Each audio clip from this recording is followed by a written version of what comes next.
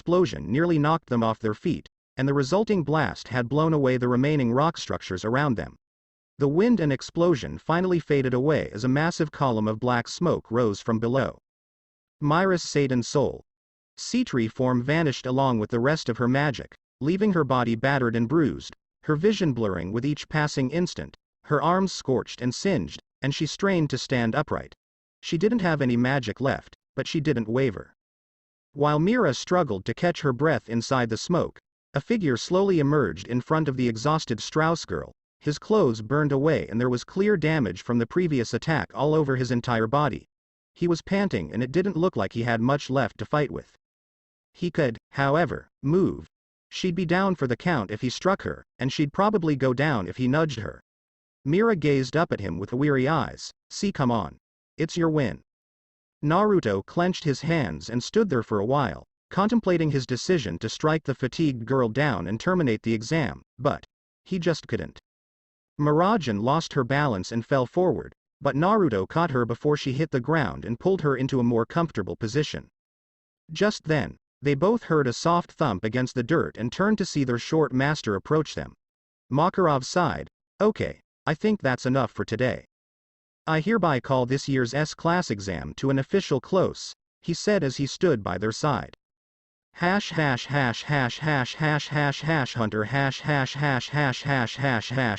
Naruto lay down on his bed as he felt the boat cruise over the sea.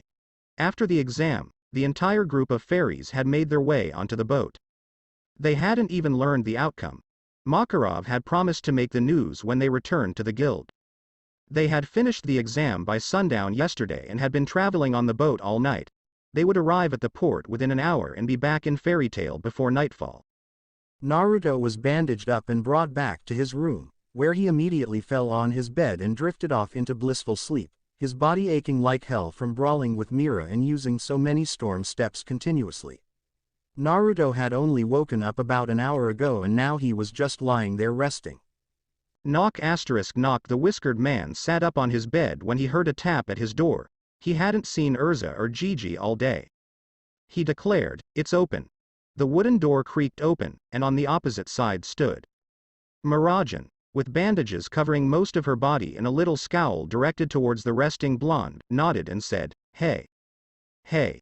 The Strauss girl entered his room and sat her buttocks on the edge of his bed, perplexing Naruto until he shrugged and raised himself up to allow her more room. She patted the ache out of her shoulders before gazing across to the blonde. "How are you feeling?" "I feel like I got hit by a freight train and lost." "Ah, it still hurts a little," Naruto said as he circled his shoulder with a little smile. "But it's manageable." "Wait. Why are you still in pain? Mira began flailing her arm around as though holding something. Aren't you the guy with the fix-me-up sword? Just a touch, and there's no more pain. Nah. Naruto grumbled as he leaned back against his headboard. If I always rely on the sky sword, I'll probably feel useless if it ever breaks down. Besides, Naruto indicated his bandaged chest, I don't need to take it out for every small thing. Only major injuries were sustained. Imagine if I used a sword like that to treat every little cut or bruise I received. I'd call you a pussy. Naruto gave her a sidelong glance and said, geez, don't even lead up to it, huh? Mira scoffed and shrugged her shoulders, and you're the one who made me like this in the first place. I'm being used by that mad demon. That nonsense was ridiculous. Oh, like you're one to talk. Mira pulled a silly face and said, oh, look at me, I can run faster than sound. Oh, it's too high to reach. That's fine. I can obviously fly now. Mira glared at him, I mean, what the hell are you doing, man? Hey, it was just an idea that came to me, Naruto said, not looking her in the eyes. However, using it is excruciatingly painful. I can't even fly. I can simply, jump out of the air. As if it's any different, she averted her gaze with an obvious twinkly eye expression in a more meek voice. What was I expected to do? And when he barreled into me, the mean old blondie pulled out a scary new technique I couldn't fight against. She began wiping phony tears from her eyes. Ah. How was my frail little girly body meant to deal with such a sonic boom? Oh, my plight.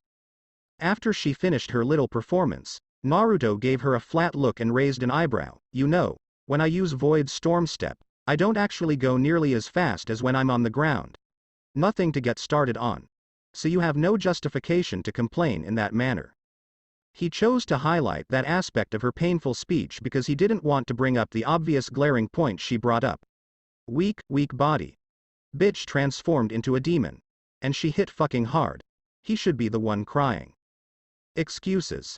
You're just stringing words together to make a valid case that no one will believe. Please depart. You're making rehabilitation extremely difficult. Nah.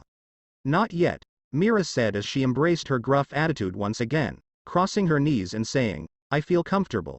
I don't want to get up and leave just yet. Naruto's brow furrowed in annoyance at her aloof demeanor. This is my room. You have your own space. Go ahead and sleep in it.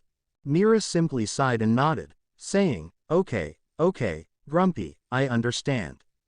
I'll leave. She opened her eyes and looked towards the room's door, where she recognized a specific scarlet-haired knight standing on the other side after she ordered her to come here. She turned to Naruto, but on one condition. Naruto's frown disappeared as he blinked in wonder, tilting his head, and asked, what is it? Mira was silent for a time as she considered what she was going to say and whether it would actually work. She turned to Naruto and said, I want you to tell me what really happened the night damnation attacked. Naruto's eyes widened in surprise. He hadn't expected it. Had she been contemplating the problem for some time? I don't know what to tell you, Naruto said, closing his eyes and shaking his head. You should have heard the story by now. I really can't. Bullshit. Mira yelled before pointing angrily at his face. I knew you weren't going to tell me right now, but I didn't expect you to lie to my face. You jerk. Mira lowered her hand and began growling angrily. There's some secret all of you guys are hiding from the rest of us, and it's pissing me off. Naruto was taken off guard by her angry exclamation, and he only stared as Mira lowered her hand and began growling angrily. There's some secret all of you guys are hiding from the rest of us, and I've considered a variety of theories and thoughts, but I never obtain a satisfactory answer. So stop hesitating and tell me right now. Hey, calm down. Naruto tried to calm things down before things went out of hand. There's nothing to hide. Mira's glare darkened as she heard him say that, and she said, we were all upset when Hashirama Oji-san died, but after you returned to the guild, you sometimes had a faraway look in your eye. Urza did as well. And every time Mahiro returned from work, she usually came to see how you were doing. And ever since the attack, you haven't taken anything as seriously as you did our fight, Mira said, placing her palm on her chest. And even then, you only did it because I made you do it. Before all of that, if I was fatigued like I was at the end of the fight, you would have simply knocked me down with no hesitation. Is that how you see me? Naruto asked, a little hurt in his eye and a flat tone in his voice. Knocking unconscious beaten girls? I know something happened because you never want to discuss it. Even though we haven't said anything, the rest of the guild has been worried about you. Mira paused for a moment, calming down before softening her gaze. If nothing happened, why are you all so afraid to talk to us? Urza leaned against the wall near Naruto's room, closed her eyes, and leaned back in disappointment at her actions. She didn't believe everyone in the guild was concerned about all of them in that way, and if Mira was correct, Urza had been completely unaware of all of their feelings. She felt terrible for making everyone else nervous. Naruto broke the pause as he sought to find the words to assuage Miragen's concern, then looked up at her with grief in his eyes. I can't, Mira. I apologize. He just couldn't bring himself to engage her in his warped thoughts. He didn't know why, but doing the right thing was so difficult. Mira took a deep breath and closed her eyes for a moment following Naruto's response. A guild is a family in which you can always put your trust. We'll be there to help you bear a big weight on your shoulders or a weighty thought in your head. So quit being a jerk and put your trust in me. Urza raised her head in surprise, then smiled at Miragen's choice of words. Naruto looked at the goth girl, puzzled. Huh? Mira blushed slightly as she continued. After I came to the guild, I didn't open up to anyone except Lasana and Elfman. But then the haughty armor snob approached my table and accused me of stealing her cake. She took me aside after I completely kicked her ass and uttered those same words to me. She didn't appear to think much about her words, because I had to tell her the same thing a few weeks later when she was upset. What it means is that, despite what you might think, you've completely forgotten what the point of a guild is, Mira said back to Naruto. To have faith in one another. To involve others in your sorrow in order for them to assist you in getting through it. I understand if you don't want to inform everyone in the guild, but you can't keep it bottled up like this forever. So, here's how it goes. Just for now. While we're in this room and on this ship, you and I will tell each other one truth we've been hiding from everyone else, Mira said to the lounging blonde. That's all there is to it. We're not going to bring it up again, and we'll both forget about it when we get off this boat. Nobody else needs to know. Naruto and Miragen were silent as they looked at each other in thinking, and it took a minute for Naruto to slowly nod his head, followed by Mira nodding in return before gazing down at her lap and taking a big breath. I'm afraid I'm not strong enough to control my magic. When I was growing up, I was the first one out of all of us who started learning magic from our parents, Mira said, clasping her hands together. My mother and father taught us a variety of takeover magic tricks, and I wanted to learn how to wield demon power. Mira chuckled dryly as she remembered her parents' frightened expressions when she chose Satan Soul magic, and she smiled fondly as she remembered her parents. They told me that was the most powerful and difficult form of magic they had to choose from. But I didn't mind. I wanted to grow in strength so that I could assist them with their tasks and protect Elfman and Lasana. But the first time I used Satan and Citri, I was so angry, she exclaimed. I didn't understand why, but I had lost all sense and control. I even assaulted my parents because they were so close to me. When a takeover mage loses control of the shape they've assumed, they lose all semblance of humanity. And it's nearly hard to bring them back from the brink of insanity without destroying their minds and magical abilities. My parents were able to talk me down, but only after I had damaged nearly everything in sight. Because I wasn't Miragen during that time. I was just a demon. Now, every time I use my Satan Soul, I'm reminded of what it was like to be an absolute demon who tried to kill everything around me. Mira opened her hands to look down at her palms. So ever since my parents died, I never tried to use Citri because I didn't think I could control it, and I always finish my missions as quickly as possible because I want to limit how much Satan Soul I use. Naruto gazed at the Strauss girl, puzzled. He could even sympathize with her. If losing control of Satan's soul was anything like losing control of Dan's, he could see why she was concerned. But Naruto's thoughts were interrupted when Mira's voice took on a steely resolve and she gave him a firm glare. It doesn't matter how scared I am or how powerful the demons are. If my family needs me, I would dive into the flames and emerge a monster if it meant I could help them. After all this time, it was strange to see the staunch and proud Miragen express her underlying doubt in her talents. Even after telling him how she felt about herself, she was determined to do whatever it took to continue growing. even if it meant heading directly towards her worries. Naruto was genuinely envious of her determination. Mira gazed at Naruto hopefully as she finished speaking. After witnessing her expression, he took a step back and considered his options. He didn't have to say anything. He wasn't being compelled to do anything. Mira would be furious at him for not saying anything, but it was certainly something that could be fixed with time. He had the ability to remain silent. He, on the other hand, refused. The damnation guys were never actually captured, and while everyone else was fighting off the army, I killed Sorrento and his generals.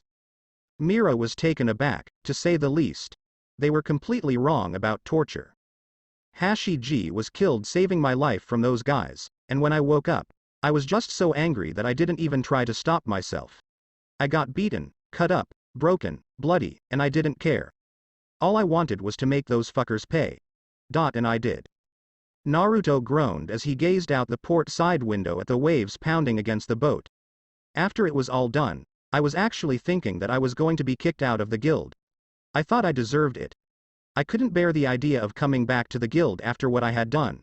But Gigi accepted me here and made sure I could move past what happened. And I have, for the most part. But the reason I didn't fight you all out or knock you down yesterday. Naruto rubbed the back of his neck before looking at Mira. I'm worried about what would happen if I hurt any of you. That anger and ferocity I had when I lost control, that was all me. And I have to make sure I'm always in control of it. Or else I might hurt someone I care about. He sighed and shook his head, exhausted. You're really strong, Mira, I know that. And I didn't mean to insult you if you thought differently, but I can't afford to slip up anymore. I know that now, he said with a sad smile. Mira remained silent when Naruto revealed the truth. That confession definitely caught her off guard. Was it what all the S-class men were hiding? No surprise they were so tight-lipped. That's some heavy shit. I wasn't expecting that. She turned to Naruto as he waited to hear her piece. You really mean all of that, don't you? Naruto simply nodded. Mira paused for a bit before smiling and nodding. Okay, then I understand. What? Yeah. I don't think we should always resort to killing to solve a problem, but I also know what they did and what would have happened if they were still alive. I can't tell you what was right or wrong, but I believe you had to make the choice you thought was best, she said softly to Naruto. Naruto remained mute as Mira assured him that she did not blame him or think negatively of him. After telling her the truth, he closed his eyes and breathed deeply to calm himself. He nodded gratefully. Thank you, Mira. After seeing the two of them chat like way, Urza felt a wave of relief rush over her. After relying on Mira for his secret, Naruto could finally begin to open himself to the rest of the guild. Mira may begin to rely on him as well. Urza had just pushed against the wall and was about to open the door when she heard Mirajan respond. And I promise you that you can still trust me even after I'm named the new S-class. Urza simply sighed. You ruined the mood, fool. Naruto had an unamused expression on his face before scowling and turning away, saying, Geez, and just when my opinion of you was about to change. Way to ruin the mood, idiot. Urza agreed with his argument and nodded. Don't call me an idiot, you jerk. Mira scowled and glared at him. And what the hell do you mean you're going to change your opinion of me? Is it already bad? Naruto smacked her hand away from his face, saying, Here I was thinking you were actually kinda cute for a moment, but then you had to open your mouth and ruin it. Urza's face was flushed after hearing that sentence. Mira was confused, and she was blinking. Oh, I get it. You're talking about my overwhelming beauty that puts even the goddesses to shame, am I right? She laughed. After hearing her rub her own ego, Naruto leaned back and shook his head. No, I mean, when you're not blowing yourself up like that, you actually look like a pretty girl. Change your personality, and you might be tolerable. Naruto didn't notice Mira's tiny flush when he called her pretty because he was looking aside. She couldn't recall ever being called anything other than Kankari, or weird, by a boy. Mira's gaze was drawn to the entrance for a brief period. A malicious grin spread across her face as she chose to tease two idiots at the same time. Ooh? You think I'm pretty? Mira began to clamber up on the bed and crawl over to Naruto. Mira had made her way up his legs and up to his chest. He leaned back, surprised, and asked, Mira, what are you? Well, if you want, I can show you just how much a demon I can be, she teased, her present position giving Naruto an unbroken view of her huge cleavage. He was sputtering, his face flushed pink. He had no idea what to do in this case. Mira, stay back, his mind went blank as Mira's face got closer and closer to his. You know. Mira hissed in a thick voice, becoming more seductive with each passing second. You might hate it when I talk, but I can make other noises if pushed, so why don't you?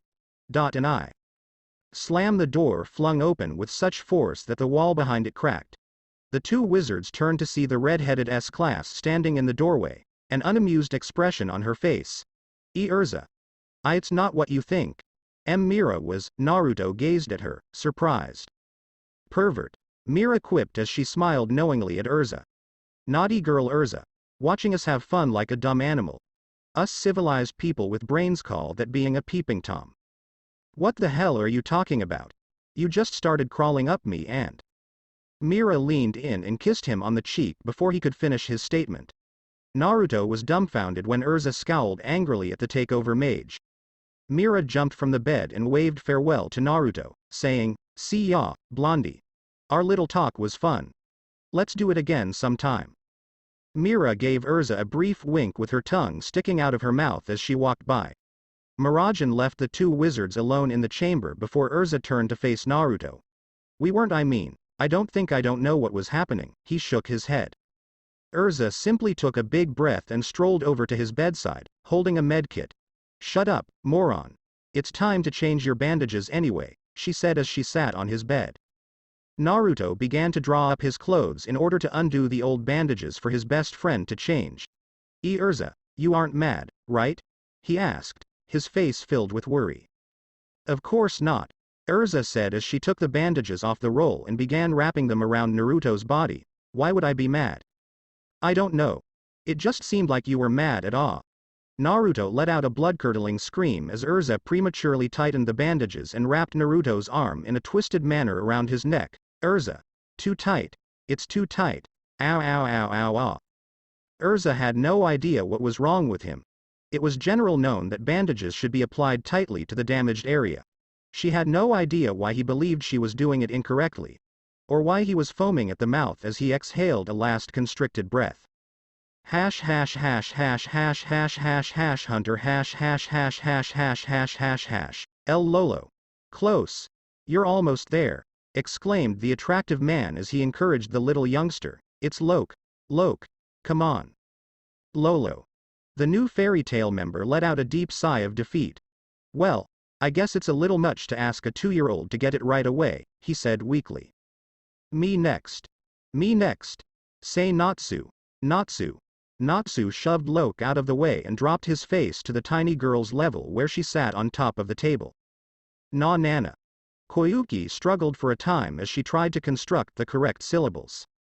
Natsu glanced at her, puzzled, before shaking his head and saying, No, I'm not Nana. I'm Natsu. Ah. Don't let it get to you, Natsu. Lasana remarked as she took Koyuki's little hands in hers and began to play with her as she smiled contentedly. It's difficult for little kids this age to form new words right away. She's right, Nana. Give the kid a break, Gray said smugly as he struck Natsu in the back roughly, and her first memory will be of your ugly ass mug in front of her face. That or the image of your dick out walking around the guild, Macau declared from his table, laughing like a hyena. Gray returned their stare. The hell are you, goddammit? Anyone seen my pants? Gray exclaimed as he began sprinting around the guild. I think you guys just aren't important enough for her to remember. See, she remembers me. Right, Koyuki? Said Happy as he stepped over to the small girl. Kitty. See, I told you. Happy was silenced when the ecstatic child yanked him by the tail and engulfed him in a spine-chilling hug. She held him again so firmly that his eyes came out of his head like a stuffed toy and he squeaked. Elfman cocked an eyebrow at the scene. Is it me, or was he just kinda asking for that to happen? Lasana uttered a faint laugh at Happy's painful expression. Wow. A young woman with shoulder-length green hair remarked, smiling as she watched the little child strangle the blue cat. And Urza-san takes care of this little girl all by herself. That's amazing, she said to Lasana. And no, Biska. Naruto takes care of Koyuki, too. They share the job of taking care of her together. We just have to take care of her while they're both gone, Lasana said dryly. Tea together. Biska blushed as her admiration for the redhead grew. Urza-san is so grown up. Having a child and taking care of her at such a young age. Alright, you still appear to be missing a critical detail here. Leave it. Lasana, Elfman remarked with a worn smile on his face. I don't think she's listening anymore. Hey. We're back. When the wide doorway of the guild was filled with all of its members who went off to the S-class exam, everyone in the guild quickly shut up. After a few pause, everyone in the guild rushed to the front to greet the old master for his news. They're back, exclaimed one. Finally, we were getting worried. Wait. What happened to Naruto and Mira? They look like they just walked out of hell. Nei-chan. Elfman stormed forward, knocking everyone in his path to the ground. What happened? WHO did this to you. Mira pointed discreetly at Naruto. Everyone else in the guild was taken aback by his appearance. He scowled angrily at them. Oh fuck off, she blew me up. Alright. That's enough from all of you. Makarov laid out on the nearest table. As you know, every year, we have members of our family pitted against each other in a test to see who is worthy of the title of S-class. Personally, I believe each and every one of you has the potential to earn that title, but it is something you must work for and earn, just like any other test. During the test, I come to evaluate your strength, skill, and competence under pressure, as well as any other factors I believe may come into play during your time as an advanced mage. Many of the fairy magicians nodded in agreement. There was a danger that this exam may end without a winner. But that is not the case this year, Makarov said, looking forward to seeing all of his children. On the way back, I pondered and decided on who I thought deserved this honor, and I have made a decision. Everyone fell hushed as Makarov used his protracted silence to release the strain. The winner of the S-class exam. Mirajan closed her eyes and recognized that she had come nothing near winning the fight and that Naruto had won fairly. If that was the case, she'd just have to try again another year. That was all okay. Is a tie. Makarov turned around and pointed to both bandaged mages, saying, I hereby promote both Naruto Uzumaki and Mirajan Strauss to the status of S-class mage. Congratulations. Everyone fell hushed as the news became clear. Mira was taken aback because she didn't know how to react to her recent promotion. This was the culmination of her year of preparation. What should she have done? Cop out. Mira shouted, slamming her fist on the table and surprising everyone else with her yell. What the hell, master? I totally lost to Naruto in the last part of the exam. He's the only one who deserves to be promoted. What's with this tie crap? Mira screamed at the little man. Well, all I remember was that there was no clear winner after the last fight, so I had to decide the winner on different merits, Makarov said tiredly, glancing at Mira. Bullshit. You want a clear winner. Mira grabbed Naruto's forearm and pulled him towards the door. Come on, Blondie. We're settling this now. Huh? Are they gonna fight? I honestly don't know. Hey. Makarov slammed his tightened hands in front of the retreating magicians, preventing them from raising the settlement. I didn't just do this on a whim, you know. I truly believe you both deserve the title. You both proved your skills and fortitude during the exams. And during the fight, I noticed you both took great strides to improve yourselves since I last saw you fight. I take great pride in knowing you both have come such a long way since those two brats I let come under my roof. Mira and Naruto were both silent for a few periods before looking at each other. You aren't changing your mind, are you? Naruto asked the short wizard saint. Nope, he said as he strolled past them and back to his characteristic spot on the countertop. He smiled as he passed them. I suggest you both accept it. Mira and Naruto returned their gaze to the rest of the group as they awaited word from the winners. Naruto smiled and shrugged his shoulders before grasping Mira's hand and triumphantly elevating it. Yeah. The guild rejoiced as they rushed the two new S-class mages. Naruto laughed as he was surrounded by his guildmates, who were cheering him on and patted him on the back. Koyuki almost leapt out of Lisana's arms so she could grab Naruto around the neck. Natsu had already challenged him to a fight. Mira was being lavished with praise as her younger brother and sister encircled her in a family hug. Mira's doubts began to fade as everyone around her praised her on her accomplishment. Her gaze briefly met Urza's as her adversary smiled and nodded in acknowledgement. Mira only sighed before breaking into a wide smile. What the hell is the point? It was time to rejoice. Hash hash hash hash hash hash hash hash hunter hash hash hash hash hash hash hash hash. Asterisk yawn asterisk oh man. I can't wait to get back home.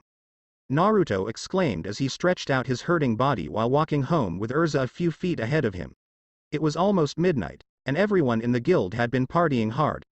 I'm going to sleep like a baby when I get home, he said as his feet churned up the snow that had accumulated on the streets. Urza hummed as she pulled Koyuki close to her after falling asleep at the guild. The young Senju girl she regarded as a baby sister lay contentedly against her armor, warmed by the heavy winter clothes she wore to battle the cold. It was her turn to look after the toddler, so she would see Naruto off before returning to Fairy Hills. Urza's straightforward appreciation of Naruto's achievement today dampened some of Naruto's upbeat outlook. Hey, what's with you? Are you mad at me still? He said with a pout she couldn't see. Why would I be mad at you? I'm not sure. Maybe you're still upset about something Mira said on the boat. Why should whatever that pretentious little bimbo says make me angry? I don't know. But it seems like you're ignoring me. Naruto protested. Come on Urza, be a little happier. We celebrated when you got S-class. Urza came to a halt, causing Naruto to do the same. She was silent for a time before sighed and smiled back at him. Okay, I guess you're right. We should celebrate. She turned to face him. Close your eyes. Why would I? Naruto questioned her unusual request. Close, or there will be no celebration. Naruto gave her a weird look before shrugging his shoulders and complying with her request. He closed his eyes and awaited whatever was going to happen. He was going to open them again in a moment and something brushed up against his lips. Something soft and warm. His eyes widened in surprise as he looked down and saw Urza kissing him. She stood up on her toes, eyes closed, to achieve a higher level for the kiss. Naruto's eyes opened for a minute before slowly closing, and he simply enjoyed the moment. It was a basic, chaste-lipped kiss, yet it felt so warm. Her lips felt wonderful. Urza withdrew her lips away from his after a few seconds. He gently opened his eyes to see Urza congratulating him on his hard work. Congratulations Naruto. Urza simply walked away, taking a different route so she could return home. As additional snowflakes fell around him, she left Naruto speechless in his location on the street. He remained motionless for a little minute before breaking into a smile. He was already enjoying being an S-class mage. The smirking goth drew Urza and Levi's attention away from the picture book they were reading to the tiny Senju girl. You're going on another S-class request? Urza inquired of the Strauss girl. That's right. And I'm bringing Elfman and Lasana with me. Ha ha ha. Mira exclaimed, arms crossed across her chest, a smug glare at Urza. Team Mirajan is taking the front line. Oh wow. I completely forgot there were teams, Levi said with a shaky grin. There's always teams, and mine's winning. Mira asked the red-headed S-class at the table. How does that sound Urza? Hey. Urza sneered as she unsealed the picture book in Levi's hands and handed it to the small Senju girl to read. You can do whatever you want Mirajan. Today's my day off, and I have better things to do with it than argue with you, isn't that right Koyuki? Yeah. Mira furrowed her brow at the woman who had so casually dismissed her challenge. Mira kept her scowl on for a moment before her gaze was drawn to the tiny Senju girl and she had an awful thought. Hey Koyuki, whose team are you on? Mira's the strongest, right? Mira. Mira. She leaned over the table to gain the small girl's attention. Mira. Mira. Koyuki exclaimed, laughing as she followed the elder Strauss girl. Urza scowled at Mira, chuckling quietly, looks like she's got my back. Don't just use Koyuki like a tool, you bitch. Urza said as Mira leaned out of reach and stuck her tongue out at her. The two mages exchanged a hot stare and began cursing one another. Levi let out a sigh. These two were part of a tiny handful of the guild's top mages. Actually, all of their S-class mages acted this way. In comparison to other guilds, they have established a very low standard. Gray looked across the hall at the enormous hulking member of their age group who was getting ready to leave for his next expedition. Seriously? You get to go on an S-class job? He asked, shaking his head, as if he couldn't believe it was happening. Geez, I need to start sucking up to Mira.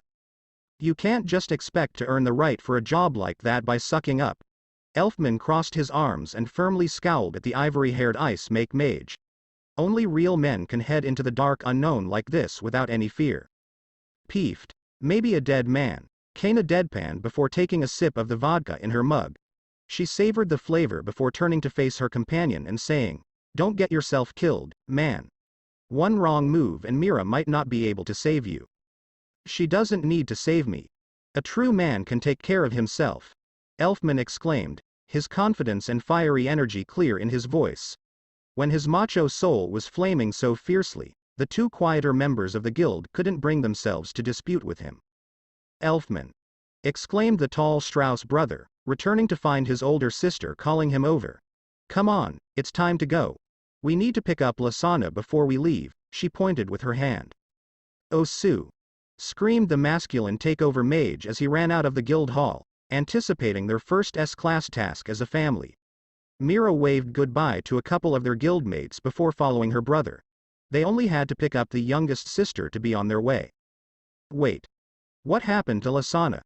###hunter ###hunter ###.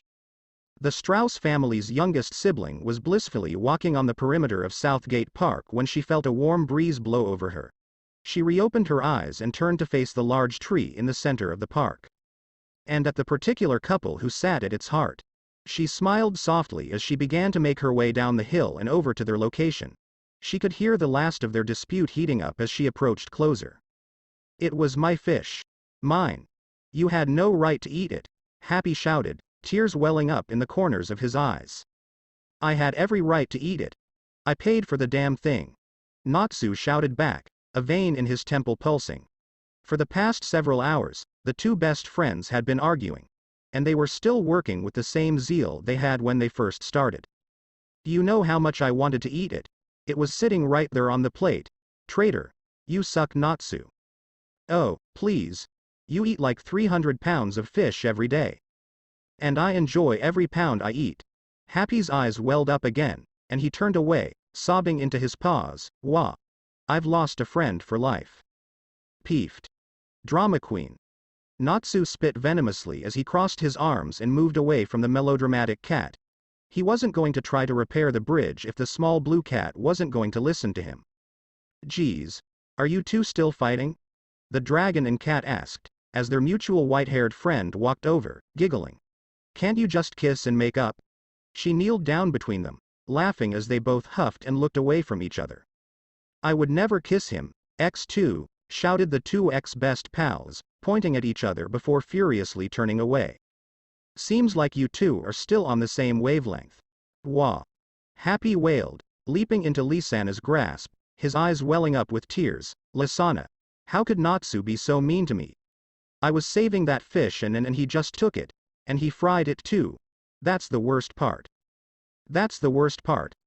I hadn't eaten all day, and it was just lying there in the open, so I figured I'd take a quick bite before he returned." "Lies. Nothing but lies," exclaimed Happy before burying himself again in Lisana's chest. The Strauss girl simply stroked him on the back and comforted him. "Come on, Natsu, you can't just steal his fish like that. You have to be more responsible when you're his caretaker," Lasana said, pouting. Natsu's jaw dropped open in surprise as he looked at his friend. "I can't believe you would pick his side over mine. He overreacts like this over everything."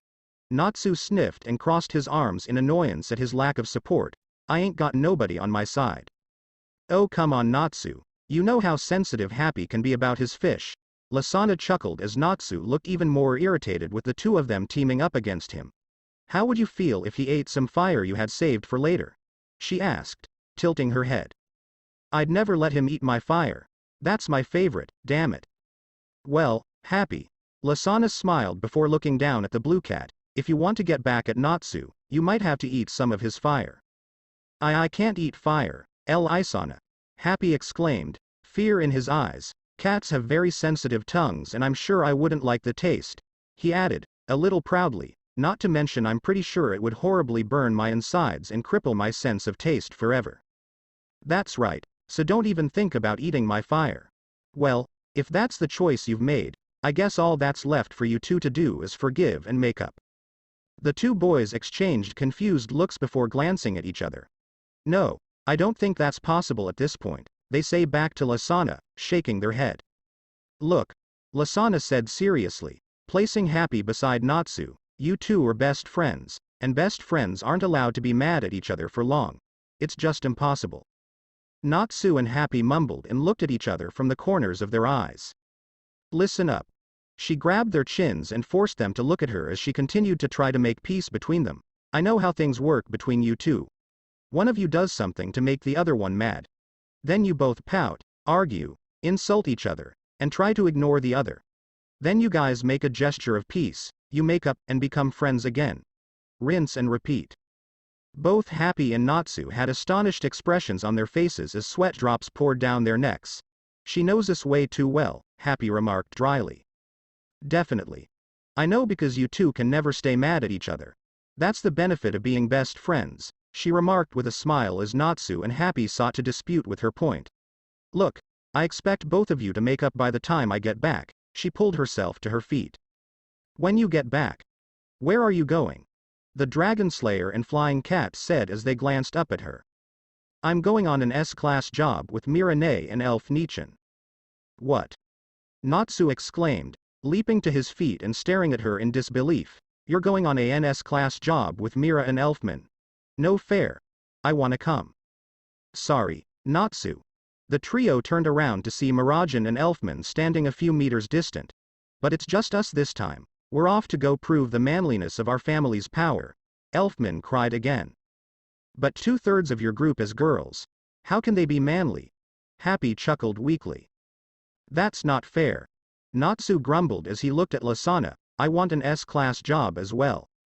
Well, why don't you ask Urza to take you on one, or Naruto? I'm sure if you tried, you could convince them. No way. Natsu grumbled angrily under his breath. I couldn't handle trying to ask them something like that. Urza would probably start lecturing me about responsibility and upholding the good name of the guild while on the job. And Naruto. He'd have the biggest, smug-ass smile on his face as he demanded I kiss his boots or something. Well, that does sound like something they'd do. Lasana said as she turned away. Well, I'll see you later. Lasana. She turned around to find Natsu with a worried expression on his face. Be careful, all right? He added. Make sure you don't get into anything over your head. Lasana blinked in surprise for a second before breaking into a delighted smile. It was always reassuring to know he was concerned about her safety. Don't worry. I promise we'll be okay, she said as she pointed her finger up to the sky. Natsu gave her a brief glance before smiling and imitating her move. Come on, Lasana. We're burning daylight. Mirajan cried, her hands cupped over her lips. If Natsu's holding you back, just kick him in the nuts and we can get moving. I know Mira nay. I'm coming. And don't talk about those kinds of things in public. Lasana cried back as she walked up to where her siblings were waiting. They three started walking towards the town gate, on their way to work. Natsu and Happy were left at the park alone. They exchanged glances before moving backward. Natsu questioned, hey. Yeah. Do you think you've forgiven me yet? Not quite yet. Okay. How about we go to the market and buy some fish to eat at home? Natsu. Happy said joyfully, wrapping his paws around Natsu's face and rubbing his cheek against the Dragon Slayer's. I'm not angry anymore, he exclaimed. Hee. I knew you wouldn't be. Natsu and Happy both laughed as they dashed towards the market. Come on. First one there gets the grub. Aye, sir. As his client waited patiently, the middle-aged shopkeeper scribbled down the information of his next shipment form on the countertop. Parker set the pen down and passed her the form for her to sign. Here you go, young lady. That's the last of it. All 12 crates of supplies are signed for delivery. All that's left is to transport them. Great, but... The young woman examined the owner, suspecting he might not be the best person to transport all these large cartons to her wagon. She stared at him with concern. Did you need help moving them? They're all very heavy, and I'd feel bad making you do all the work. Oh, nonsense. I couldn't ask you to help move your own purchase. That's not how I do business. On the other hand, I don't actually like lifting them myself. Fortunately. The usually apathetic man smiled at the young lady and reassured her that there would be no problems. I've got a helper monkey to do all the hard work around here. He turned towards the storage area behind him. Monkey boy. Come on out. Time to do your job. An angry whiskered man strode out of the storage space, glaring at the older man. He spit. Go fuck yourself, old man. Perhaps later, he said, motioning to the crates. Go help this young lady move these crates. They're very heavy. Naruto growled loudly, pulling up his sleeves and grabbing the wooden crates from beneath. This is no way for an S-class mage to be treated, he grumbled as he hoisted them up and began making his way towards the exit. Well, this isn't an S-class job, and you took it personally, he said, motioning outside, so stop bitchin' and get moving. Naruto sighed before turning to face the storage merchant. One of these days, old man. Well, if it ain't today, then stop wasting my time. Damn it, Parker G-san, stop interrupting me and let me get a threat out. Shut up, and get moving, brat. Ah.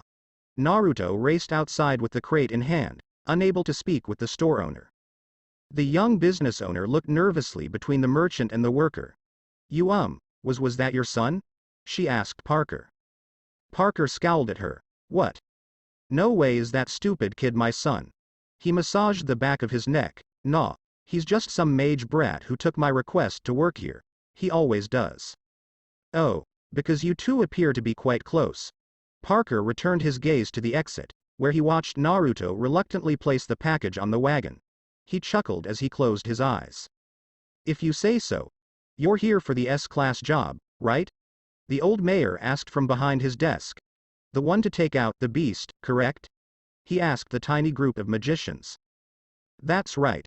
The leader of the little group of three, a white-haired female dressed in revealing gothic attire, stated with a smile.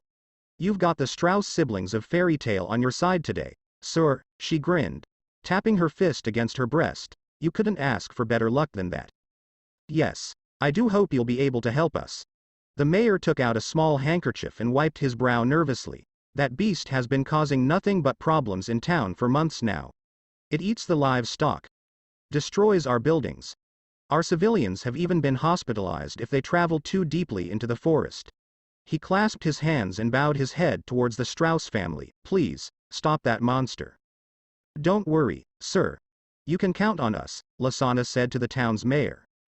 UWOOOHHHHHH. Elfman exclaimed as he became increasingly thrilled about the request, fighting monsters and saving the innocent. There is nothing more manly than that. Elfman raced out the mayor's office door. We're not all men, you idiot. Mira cried back as she began chasing after her rambunctious younger brother. And what's with all the manly crap lately anyway? You want to tell us something you've been hiding? Lasana chuckled uneasily at her older siblings' antics before bowing to the mayor and following them.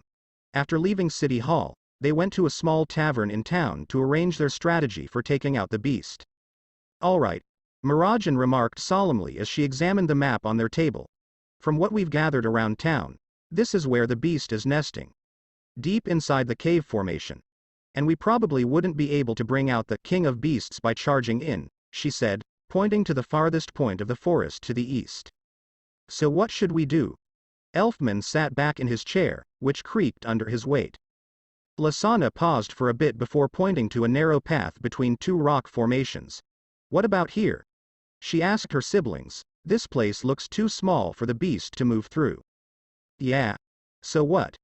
Mira and Elfman exchanged glances before returning their gaze to their younger sister. Well. Lasana began to rummage through her bag, pulling out several lacrima to show her siblings. What if we lure it into a cramped place so it can't move? And then we can set off these explosive lacrima to dislodge the rocks above it to make an avalanche and trap it. That way we don't kill it and we minimize the danger and damage as much as possible. Mira and Elfman blinked systematically at their younger sister. Lasana. That's a fantastic idea. Lasana smiled proudly at her brother and sister, saying, I have my moments. Mira re-examined the map. The beast is nocturnal, so we have until sunset to plan our move. She leaned her cheek against her hand, her brows furrowed in thinking. So, what should we do? We need to lead the monster out of its cave, maybe. Elfman crossed his arms and attempted to think of a good way to get the monster out of its cave. Bait. He pounded his fist into his hand. Bait? Nothing better to entice a raging monster than a moving, taunting target, Elfman said, nodding his head. Lasana and Mirajan exchanged silent glances. It's dangerous. But it could work. Of course it will, Elfman exclaimed, proudly flexing his right arm and grasping his bicep, and I'll lure the beast out with a manly challenge before we strike it down. When she witnessed her older brother say that with such satisfaction, Lasana felt a lump in her throat. Normally, she would encourage her brother with any insane declaration or vow he made to prove his strength. However, this time. Elf Nichan, maybe it would be best if you Lasana looked up at her worried brother. No Elfman, you're not going to entice the beast, Mira declared emphatically as she looked up to her younger brother, I'll handle that job. Elfman looked in amazement before shaking his head, no. No way. It was my idea. I should be the one on the front line. It's too dangerous for you to be the bait, Mira argued, matching Elfman's hard gaze with her own. Nay Chan. I have to do this. No, you don't, Mira said as she rose from her seat and stared her only brother in the eyes. You don't have to prove anything to anyone, Elfman. And you don't have to risk your life to prove you're strong. For a brief while, the bar was deafeningly quiet as everyone focused on the fairy siblings' table. Lasana looked about uneasily at all the people who had come to see their little yelling fight. But she disregarded everyone else so she could glance up at her family. Elfman's expression was astonished when he heard Mira's statement. Elfman, I know how much you want to prove you are strong without your magic. You've always done that. Even when we were kids and we were learning under Mom and Dad. But if you can't use a full body takeover, I don't want you to be in any kind of danger. Elfman strained to come up with an argument to counter her statement, but he couldn't. The hard look in his eyes began to fade, and he cast an unfavorable glance down at his right arm. He talked about having a macho attitude and the courage to do anything you want if you simply push yourself. Despite all of his bravado, he was still lagging behind his sisters. It was his greatest regret. He was only studying a mid-tier level of takeover magic, the same as Lasana and with a poorer set of abilities than Mirajan. Nonetheless, those two had already activated and perfected their respective techniques and forms, and he couldn't get beyond his right arm. It was pitiful. Elfman felt a hand rest on his shoulder and turned up to see Mira smiling softly at him. I'm the big sister here, moron. You've got to let me risk my life stupidly if I want to catch up to all your attempts. She gently helped him sit back down in his chair before giving him a loving pat. You've got to let me risk my life stupidly if I want to catch up to all your attempts. Elfman's sad expression changed to a little, sober smile at his sister's little joke. Yeah, Lasana said, leaning over the table and taking Elfman's huge hand in hers. Everything'll be fine, she said, and we'll show that beast what the best takeover mages in fairy tale can do. Elfman felt a wave of comfort wash over him after seeing his sisters cheer him up again. Oh Sue! Let's show that monster what real men are like, he exclaimed, pumping his arm. Once again, Elfman, we aren't men, owing in part to the fact that we have boobs and are missing a dick. Mira nay. You really need to filter what you say in public, Lasana whimpered, her face blushing from the strange looks everyone was giving them. When that little voice in your head tells you what to say, she drew in closer to her older sister, you might want to listen to it. Nope. A real man says what's on his mind. Oh, my God, what did I just say? As the stress from their preparation mission dissipated and they relaxed in one another's presence, the three Stars siblings continued their small disagreement. Hash hash hash hash hash hash hash hash Hunter hash hash hash hash hash hash hash hash Parker began counting his money and charting his winnings for the day.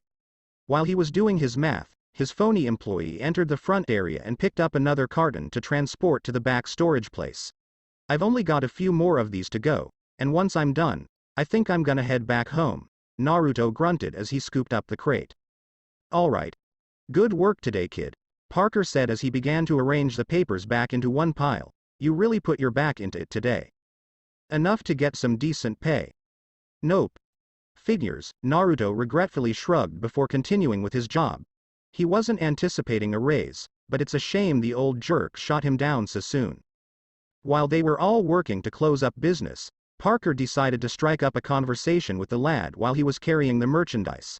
So, what's it like being an S-class mage now, huh? Must be easier to get jobs now that you're not stealing them from the guild, He leaned over the counter. Geez, is no one gonna move past that? That was like 3 years ago. Get over it already, Naruto said, picking up another crate. It's fun. The jobs are a lot easier in comparison to the one I stole a few years ago, but they're still challenging. I fight monsters, save people, and every now and then I get to kick the asses of a few dark guild members. He chuckled darkly towards the old man. Parker really laughed at the boy's satisfaction in discussing bashing up crooks. I bet, he said, touching a stack of papers beside him, I'm reading more and more articles about a crazy blonde psycho from Fairy Tail who completely wrecks anyone who gets in his way. He avoided the elder man's stare with a shifty look in his eyes. That could totally be someone else. Using Fairy Tail's name for benefit has become sorta popular recently. He turned over to Parker, and I'm not the only blonde in the guild. Do you know Laxus? Crazy blonde bastard could be either of us at this point. Parker took up one of the newspapers. It says, "Beware the wrath of Fairy Tail's Hunter. New S-class Mage continues to stir trouble for illegal guilds." He examined the details of the paper. It seems like something you'd do. They're even using that little nickname you got for yourself. Oh yeah. I almost forgot about that thing, Naruto said, returning from the shadows. Who called me that anyway? Were they trying to make me sound terrifying? They probably did it to match your nasty attitude. Naruto scowled at the merchant, who grinned and ignored his poisonous look. Good to see Urza-chan picking up the slack, though. Definitely earned the title of Queen of Fairies, if you ask me, he said as he flicked open another paper. Naruto stepped closer to the last crate with a little smile on his face. Yeah, well, that's Urza. Expect nothing less. The whiskered fairy mage picked up the last container and made his way to the. How are things with you and Urza-chan? Do you make kissy yet? Thud. The inquiry caught Naruto off surprise, and he dumped the crate of items on the floor. For a little while, they were both deafeningly silent. You're on the hook if that breaks. What the hell, old man? Where did that come from? Naruto exclaimed as he raced up to the counter and snatched it while looking at his doppelganger. Don't just bring up something random like that. It's not random, Parker said, digging his ear into his ear with a lazy look on his face. The last time she came with Koyuki-chan, I asked her the same question. She pushed the topic off and tried to start something else, but when I looked over to her, her face was a little red. He gave the young blonde a cheeky smile. Did something happen? Nothing happened. I don't know what you're. Naruto paused in place as something returned to his mind. He and Urza were walking back home after he had obtained the S-class title and they had celebrated at the guild.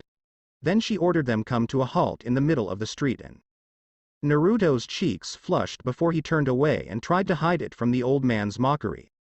Parker gave the young man an odd glance before deciding to drop the subject. Whatever, he said behind the desk, you two have a kid now, so you have to be more responsible, okay? Naruto screamed angrily, we don't have a kid. Why does everyone always say it like that? Because it's funny to watch you two squirm. Naruto simply gave the man a dejected sigh and gave him a weak expression. He slid to the floor and remained there for a time before feeling a hard hand on his shoulder. He raised his head to view Parker with a nasty smile before pulling him back to his feet. The middle-aged shopkeeper gave the child a quick glance. He'd grown to be nearly the same height as him, nothing like the small boy he'd rescued from a raft 6 years before. The chubby-faced little brat he had adopted had grown into a man with a powerful, resolute expression in his eyes. He'd changed so much in Parker's time with him, for better or bad. It made him think of his own son before he died. Parker simply caressed the boy's shoulder and said, I'm proud of you, Naruto, and I want you to know that. For a brief while, Naruto was stunned by the kind tone in the normally austere and uncaring man's speech. He was motionless for a minute before looking at the elder man and said, what the heck? Are you going crazy, old man? No, I ain't crazy, Parker replied, ruffling the blonde's spiky hair and grinning at him. I'm just glad I got to see how much you've grown up. I still can't believe that little shitty brat I picked up off a raft became the shitty little brat I see today. He chuckled after that weak compliment. Naruto was surprised for a second before his face turned pink and he turned away from the man. Shut up, Parker G-san. Hearing you talk always irritates me, he said, knocking the man's hand off his head. As Naruto glared at him and began slapping his hands away, the elder man only laughed.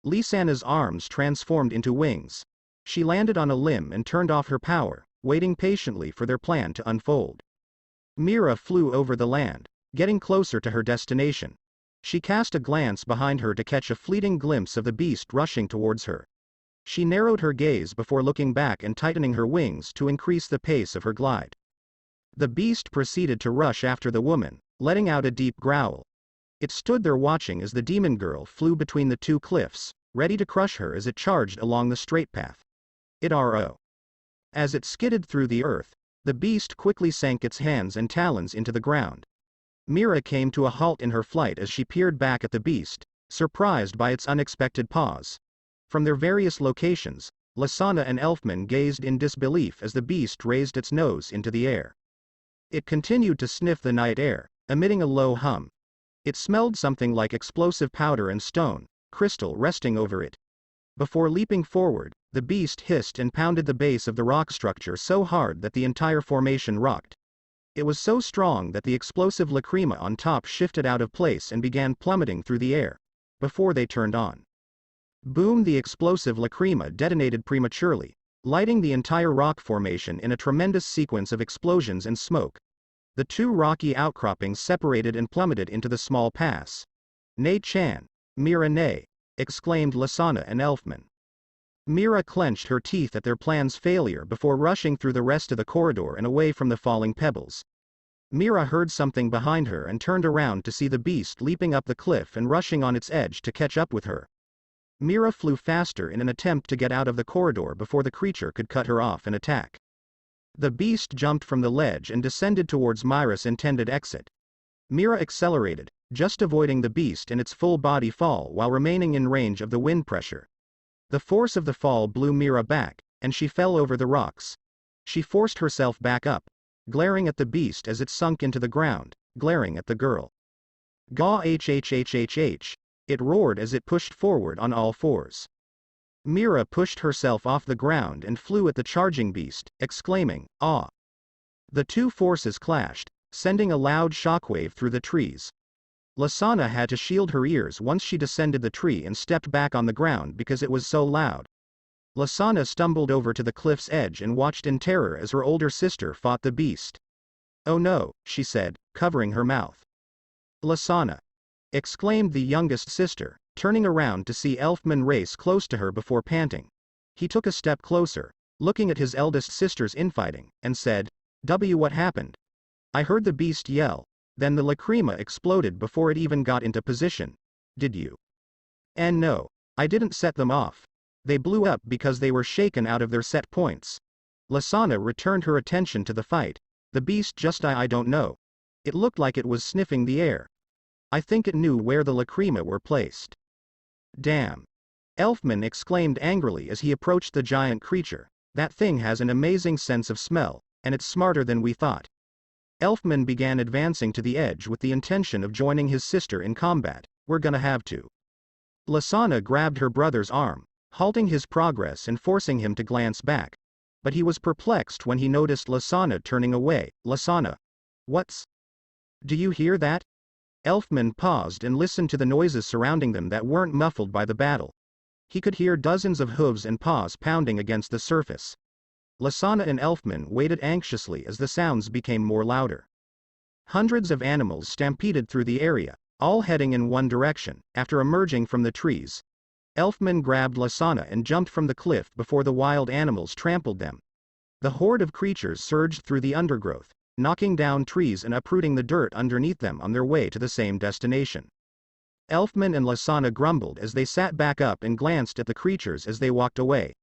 Elfman carefully touched his shoulder, perplexed by the animals' abrupt arrival. "What the hell was that?" he asked his younger sister. Lisana shook her head. I don't know." She paused for a time. They all looked so frightened, so adamant to. Lisana's eyes widened in terror, and her breath caught in her throat. "Oh no." "What?" "That stampede," Lisana exclaimed, pointing to its destination. "It's heading for the town." "What? Why are they heading towards the town?" "They have no reason to," Elfman said.